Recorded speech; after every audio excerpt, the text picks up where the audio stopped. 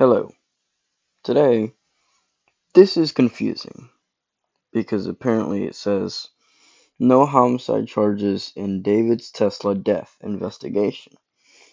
The first lines I hear is, Has the Los Angeles Police Department just confirmed that Celeste Rivas Hernandez wasn't killed? Their latest statement has all now that is a mystery. I will probably not talk in this video much, so yeah. of us guessing at what potential criminal liability anyone may face here after her body was found in a car registered to singer David. We are bringing back on Steve Fisher, the private investigator who is looking into aspects of this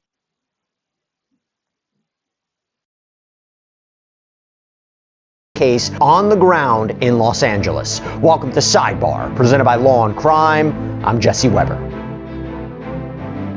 As you're watching this, have you ever wondered how we're able to share so many clips from all of these stories so quickly? I'll give you a secret if you're in the content creation game. It's called Opus Clip. This is an all-in-one AI editor that makes it a breeze to cut, create, and upload videos across any platform. Through AI, Opus Clip, it generates B-roll, it reframes footage, and even cleans up audio. It is so easy to use. You just visit opus.pro/sidebar, you sign up, and having a tool like Opus Clip means. What do we make of this new update in the David case? As we continue to cover the investigation into the death of 14-year-old Celeste Rivas Hernandez, whose body was found in a Tesla that was registered to the singer out in LA back in September, and there have been no arrests, no one, including David, has been named a suspect or person of interest. What is happening right now? Because the LAPD has confirmed with KTLA that its prior news release, quote, stands on its own. What does that mean? Well, if you go back to that prior news release, essentially the message being sent is, there is currently no crime other than concealment of a body that may have occurred. There is no case being sent over to the LA County District Attorney's Office for potential review or potential prosecution. And one of the reasons that announcement has been made was because the Los Angeles County Medical Examiner has not yet determined a manner or cause of Celeste's death. But should I say, as of now, right? Could this change? Does that mean they have no evidence right now that someone actually killed Celeste, caused her death, that there's no homicide charges on the table right now? Was it accidental? Someone freaked out, tried to dispose or conceal her body afterwards? Or is this basically a statement, they're not going to find any evidence that someone killed her, right? I want to get into what this means and what may be going on behind the scenes with someone who is on the ground in LA, someone who is investigating what may have happened to Celeste. I'm talking about Steve Fisher, a missing persons private investigator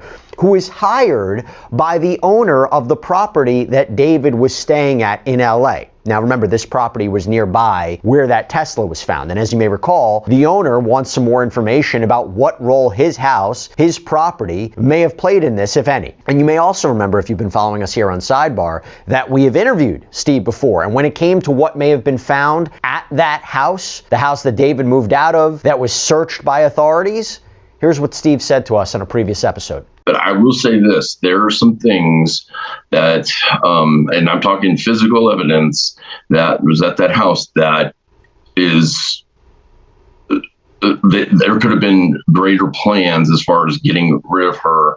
And it's scary, sadistic stuff. And that's why we're trying to learn more about that. I wish I could say more, but for obvious reasons I can't. But it doesn't have to do with how she died, but maybe how they were planning on ultimately getting rid of her, and how maybe that Tesla was just a holding spot at the time, and things just, their timing was just off as far as getting this done. But there's a few things that were just like, will blow your mind. And Steve joins us now. Steve, good to see you again. I'm really happy to have you. I mean, you've been on the ground there. You're investigating this. Let's start here. The big news. When the LAPD confirms with KTLA that its prior news release stands on its own, does that signify to you, hey, listen, we have no evidence that Celeste Rivas Hernandez was killed, that homicide charges are not warranted here, that that's our final conclusion? Or is that saying we don't have evidence at this point? So I think what it's saying is that they're still relying on what's going to come back from the medical examiner's office, since there's not a determination there, at least publicly. Now, are they in contact with the medical examiner? Absolutely. But listen, I don't think that's unintentional. They've been so tight-lipped. I think there has to be something to read into that. That again, I think the purpose of the initial release was to, get everybody possibly prepared that this isn't a homicide. And now they're saying we still don't have anything that shows that it is. But there's other, listen, a crime definitely occurred. And they even say that at least concealment of the body. But there's other crimes I hope they're investigating, which is the relationship. I understand it's a tough case to make because she's not around anymore. She can't testify, but it doesn't mean because it's hard it should be, pursued. I'm going to talk about what potential charges could be here in a second, but just going back to this, they have to be in contact with the LA County Medical Examiner. Does that mean that right now the LA County Medical Examiner is like, I need more information, I don't have a conclusion yet? Last time you and I were speaking, you said it's possible that the LA County Medical Examiner may be releasing the cause and manner of death of Celeste soon, because we're looking at the website and it was showing that they were reviewing cases, there was a backlog, and maybe Celeste is going to come up. Does it signify to you, yeah, we spoke to them, there's nothing to determine that she was killed by anyone, which could raise questions about how she died? Or is this a situation where, they again, yeah, they spoke to them, yeah, it's possible Celeste was killed, but we're just not revealing that at this point in time? If you're looking to spruce up the outside of your house, these are the coolest and easiest lights you can buy and require no tools to install. Yeah, so the LA County Medical Examiner's Office has their own in-house investigators also. And in fact, they publicly say on the site who the investigator on the case is. So I'm sure they're working with robbery homicide. And, it may be a case that, let's say they did get a good toxicology result back, but it's not an overdose. Now it throws back to, okay, so then you got really limited options. It's either homicide or, she took her own life. Then they really have to dig in, because if it wasn't glaringly obvious from the initial autopsy, in other words, if there's not a gunshot wound or something like that, then, they're going to have to maybe get forensic pathologists involved that specialize in trying to make these determinations on severely decomposed bodies, which can take a while. And they might be consulting with outside pathologists to see if they got it, to get comfortable with a possible determination. But something, like you said, I've been tracking those other cases and they've come back with toxicology now. In fact, she's the only one of 26 deaths on September 8th that doesn't have a cause and manner. And so it's a little bit, it's concerning, but which way it goes is hard to tell, because they could have, needed additional testing. Because you thought by this point we might have had a release. You thought by this point we might have more information. If they got a good toxicology, let's say, came back and it was clearly an overdose of some sort, whether somebody administered that or she took it herself and it was an accident, is a different thing. The cause would be, overdose manner would be whether it was self-administered or administered by someone else. I would think that there would have been some sort of indication by now, and that could be the initial charges could be dropped. I don't know why initial charges can be dropped now, even if they have the stack on top of them, because I know they'll probably say, well, he's cooperating. But how much, if it's been 2 months and you haven't got the answer yet, is he really cooperating? So, it means he's probably not. He's probably, the counsel's telling him not to, and what's the difference if he's Mirandized or not, now. And to be clear about something, okay? If they come back and they say, listen, there's no evidence to support that Celeste was killed, right? There's no evidence to support homicide charges, manslaughter, murder, anything like that. Is that consistent with what you're seeing in your private investigation? Are you hearing or seeing something different? Would you be surprised if that's the ultimate conclusion? I'll just be honest, we really don't know. Nobody has stepped forward, even, wanting to be anonymous off the record and said, listen, I know what happened. So it's very bizarre that there's this many people involved that have stayed this quiet for this long, especially when they're young. And it's like they're all lawyered up, to be honest with you. And I don't know if that's because maybe he's providing counsel to all of them, but there's no leaks coming out. And that's kind of bizarre with this many people involved, and younger people that kind of want to save themselves and blowing their careers up. So it seems like there's something that they're trying to protect, but I don't know what it is yet. And I just have to be clear once again, right? There's a lot of online speculation. There's a lot that we're looking into. We're looking at every report that's come out. To be clear, okay? David Anthony Burke has not been officially implicated in any crime, any wrongdoing. He's not been charged. He's not been named a suspect, not a person of interest. Obviously, his connection is through the car and these reports that he had some sort of relationship with Celeste, which I'll dive into a little bit more. But Steve, I was looking into this, right? And unless I'm wrong, if someone just moved Celeste's body, possibly under California law, that may be just a misdemeanor. There's a law that says every person who, having knowledge of an accidental death, actively conceals or attempts to conceal that death shall be guilty of a misdemeanor, punishable by imprisonment in a county jail for not more than 1 year, or by a fine of not less than $1,000, nor more than $10,000, or by both that fine and imprisonment. And for purposes of the section, to actively conceal an accidental death means any of the following: to perform an overt act that conceals the body or directly impedes the ability of authorities or family members to discover the body, to directly destroy or suppress evidence of the actual physical body of the deceased, including, but not limited to, bodily fluids or tissues, to destroy or suppress the actual physical instrumentality of death, right, what caused the death. And I also saw that there was this health and safety code section under California law that says a person who willfully mutilates remains known to be human without authority of law is guilty of a felony. I'm just not sure if we've seen convictions on that for something like this, given this fact pattern. But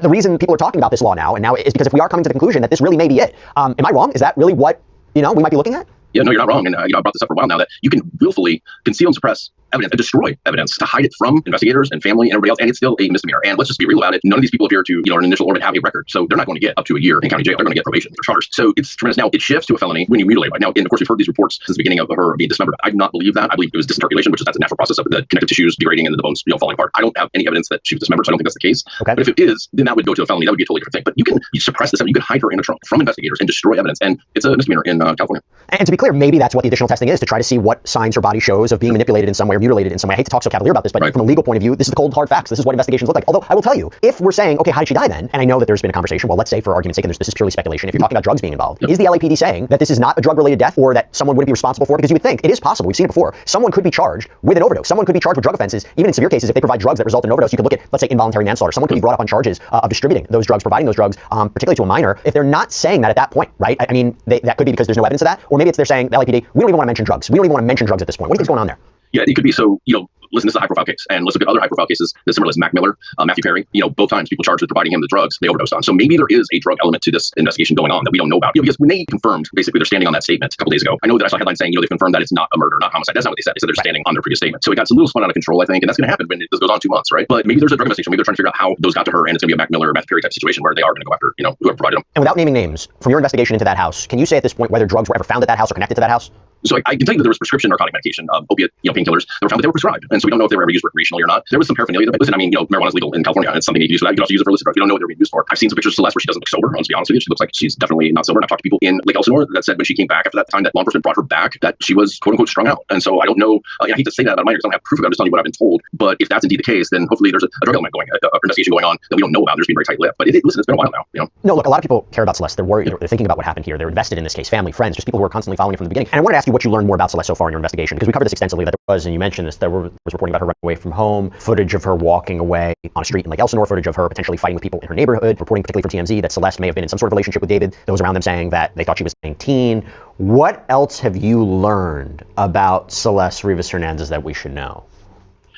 Well, I mean, listen, I'm 100% convinced personally that there was a relationship going on. I think, you don't have to have a tape of a sex act going on in order to prove that. But it also showed that, listen, she had a lot of freedom at a very young age. Now there's photos of her at a concert in Vegas when she was 13 years old at a concert that he was playing at. Of course, the other stuff we've already talked about, which is her at that high school graduation and her showing up arguing with the neighbors. These are all during the time that she's reported as a missing person. Law enforcement should have been notified. At that graduation, I don't believe that she was the only person in her family there. I think that there was several adult family members there, and there was school police officers at that graduation. I don't know why somebody didn't say, hey, by the way, this is a missing person. And, they would go the route they normally go and make sure that she's okay and find out what's going on. But none of that happened. It seemed like she just showed up like at a family event and then went back to wherever it was she was staying. And that's concerning because she wasn't in school and there wasn't these controls and that are there for a reason. Have you tried reaching out to Celeste's family and friends? Have they been responsive at all? I mean, what can you tell us? I reached out to two of them that I don't speak Spanish myself. So I didn't reach out directly to the mom because I heard that she only speaks Spanish. But I did reach out to two others and I have not heard back from them. But I'm not going to press it with them because I do have a limited scope in this investigation. I'm not there investigating side by side with LAPD. I'm there for the homeowner and finding out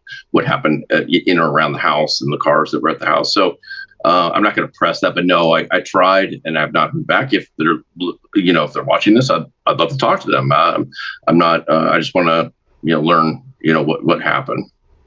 And by the way, just going back to something you had mentioned since the first time that we spoke about this, that there was this surveillance footage, and correct me if I'm wrong, you can't identify, but you seem to know who moved that Tesla, right? Who had operated that Tesla. When we say there's no arrest here, when we are talking about the fact, there's been no arrest, no person of interest, no suspect. Again, at this point of time, because it's been some time since you and I first talked about that, are you surprised? No arrest there of that person? Yeah, I am, because I can understand maybe a month or 6 weeks ago, because if they're saying, hey, listen, they're cooperating with us right now, there's no reason to jam them up and then have their lawyers say, listen, you went ahead and arrested, so now we're not cooperating, we're not talking. But even if they're saying that's still the case, 2 months, if they haven't told you the whole story now in 2 months, then is that cooperating? I don't believe it is. So I think there's initial charges you could start with, and they're just misdemeanor charges. So it's not like the person would even, what's going on with bond in California right now. I mean, the person would probably get out on their own recognizance, so. And now I'm not saying that would change the investigation analysis, but sometimes we've seen before in cases where somebody, when they are charged, they sometimes provide more information to law enforcement. Sometimes it can lead to a further search warrant where you can get more information. So when someone is charged even with a lower level offense, that could ultimately lead to something else. But by the way, have you spoken to LAPD? Have they given you any indication what's going on? I've spoken to them a couple of times to give them information, but they haven't offered anything back, which I didn't expect anyways. But it's only been to give them information. Are they concerned about your parallel investigation or no? We haven't even had that conversation, but if I had to guess, I would say they don't like it for sure. There's never a situation where they particularly like somebody I'm very much information based. I don't believe in this totally tight to the vest type of investigation. I think that pressure really brings forward and stuff. That's why I think something like an arrest is if you're a person that gets arrested for moving that vehicle, for participating in concealment of a body, and you feel like now you're the only one that's been arrested, and you feel like you're taking a hit for this when you only did one part of it, you're probably going to talk. You're going to say, okay, this person also did this, and I think it's a way to bring answers out. I don't think that they love that I'm involved, but it's just, I am, and that's what it is right now. Before I let you go, Steve, one final point. Have you spoken to anyone in David's camp? Do you know where he is at this point? No, I know that early on it seemed like he was in California because when he transferred that property in Texas, it had the notary seal was California notary. So it appeared that when he signed those documents, he had come back to California at least for a while. I have no idea if he's still here or where he is. And I've spoken to some people that are like one step removed from the initial players. I haven't talked to any of the main people I'd like to. And by the way, your client, the owner of this property, how are they feeling at this point? I mean, they want answers. I mean, I can see how it would be disturbing to decide if you want to live in that house right now or not while this is going on. Did somebody lose their life in there or not lose their life in there, especially a 14-year-old at the time? So, they want answers and they want to know what's going on. And especially since he wasn't even the person that signed the lease and this is all, news to him. It was David's manager, right, who was on the lease. But have they tried to, rent out the property again, or sell the property? I know that they were doing some repairs on it, and I don't know if it's on the rental. I haven't even asked. He's never brought anything up about the financial part of it. It's just been wanting to know more from like a healthy, like spiritual type of thing, like what may have or may not have happened there. Steve Fisher, always appreciate you taking the time to talk to us about what's going on here. Again, a lot of questions, but thank you so much. Thank you.